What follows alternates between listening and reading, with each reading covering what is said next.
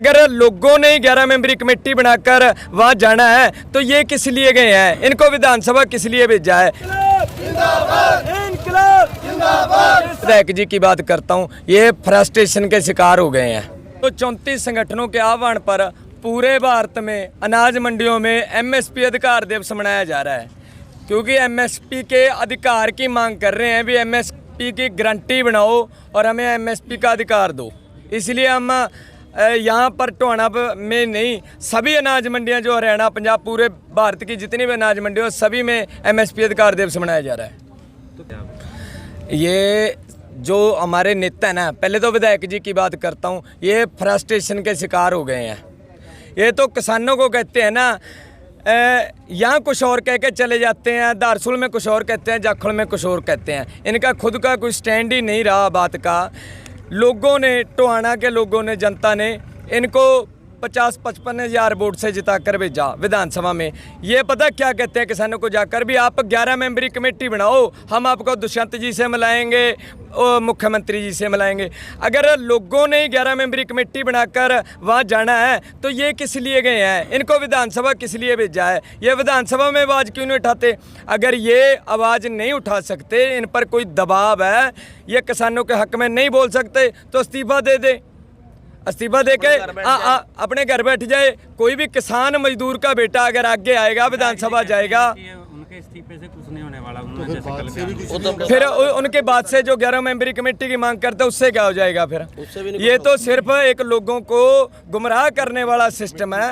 मिट्टी गोली दे रहे हैं लोगों को, पर लोग इतने बेवकूफ़ नहीं रहे। लोग जाग चुके हैं, इनकी बातों में नहीं आएंगे।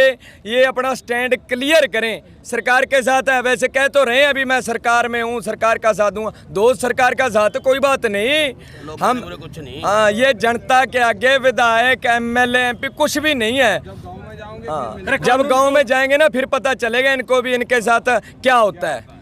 जारी है जब तक ये हमारी होंद की लड़ाई है, हमारी खेती की हर वर्ग की लड़ाई है। ये जो कानून है ना, ये किसान विरोधी नहीं, लोग विरोधी हैं, जनता विरोधी कानून है। लड़ाई, एक आपको छोटी सी बात बताना चाहता हूँ। एक थोड़ी सी जगह के लिए एक वट होती है ना, उसके वट डोल के लिए भाई भाई को मार देता है। ये कहते हैं हमारी जमीनों में आके अबानी अडानी बढ़ जाएंगे। इनको बताएंगे किसान देंगे, ये भी आगे रिजल्ट क्या निकलता है वक्त के हिसाब से इनको बताएंगे। और आगे टोहाना की जनता क्या, पूरे हरियाणा की जनता जगह जगह पक्के मोर्चे लगेंगे, इनका डटकर विरोध करेंगे। जहां तक ये कहेंगे हम वहां तक जाएंगे। और नेताओं के साथ जो मिलकर एक फरमान जारी किया था तुगलकी, उसकी हम घोर निंदा करते हैं। उन्होंने कहा था कि मंडी में कोई किसान संगठन, किसान नेता नहीं बढ़ेगा। आज हमने टोहाना के तमाम नेताओं को और प्रशासन को चेता दिया कि आए और हमें रोक के दिखाए, हम किसान साथी हैं, हमने कानून तोड़ दिया। देखिए, इसमें कहीं ना कहीं दाल में काला है। नेताओं ने कुछ मिला है, किसानों को लूटने का ये जो मामला बनाया है, इसलिए इन्होंने किसानों ये लागू किया था कि कोई नेता बाहर से ना आ सके और हमारी पोल ना खुल जाए, इसलिए ये लागू किया था। और इसको आज हमने तोड़ दिया और भविष्य में ऐसा कोई कानून हम रहने नहीं देंगे। किसानों की मंडी है, गलत कानून, इनके बाप की मंडी नहीं है किसी नेता या किसी प्रशासन की। किसानों की ਜ਼ਮੀਨ से कटी हुई मंडी है। ਕਿਹਾ ਵੀ ਅਸੀਂ ਆਮ ਕਿਸੇ ਨੂੰ ਵੀ ਮੰਡੀ ਦੇ ਵਿੱਚ ਨਹੀਂ ਵੜਨ ਦੇਵਾਂਗੇ। ਉਸ ਕਾਨੂੰਨ ਨੂੰ ਤੋੜਨ ਵਾਸਤੇ ਸਾਡੇ ਨੌਜਵਾਨ ਵੀਰ ਕਿਸਾਨ ਸਾਰੇ ਇਕੱਠੇ ਹੋ ਕੇ ਐਮਐਸਪੀ ਦਿਨ ਵਰਲਡ ਦੇ ਵਿੱਚ ਆਪਣੇ ਹਿੰਦੁਸਤਾਨ ਦੇ ਵਿੱਚ ਮਨਾ ਰਹੇ ਨੇ।